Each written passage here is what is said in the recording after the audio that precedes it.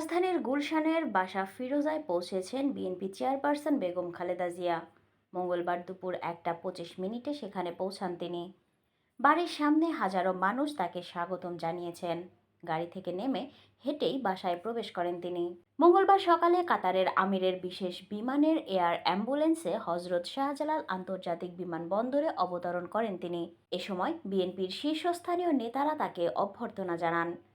খালেদা জিয়ার সঙ্গে তার দুই পুত্রবধূ জুবাইদা রহমান ও সৈয়দা শামিলা রহমানও দেশে এসেছেন। যাত্রাপথে তাকে অভ্যর্থনা জানান বিএনপির নেতাকর্মীরা। রাস্তায় ভিড়ের কারণে যেন কোনো ধরনের বিশৃঙ্খলা না ঘটে সেজন্য আইনশৃঙ্খলা বাহিনী মোতায়েন করা হয় পুরো রোড জুড়ে। বাংলাদেশ সময় সোমবার রাতে খালেদা জিয়াকে বহনকারী এয়ার অ্যাম্বুলেন্সটি লন্ডনের হিথ্রো বিমানবন্দর থেকে বাংলাদেশের উদ্দেশ্যে রওনা হয়। এ সময় বিমানবন্দরে দলের চেয়ারপারসনকে বিদায় জানাতে যুক্তরাজ্য শাখা বিএনপির নেতাকর্মীদের ঢল নামে।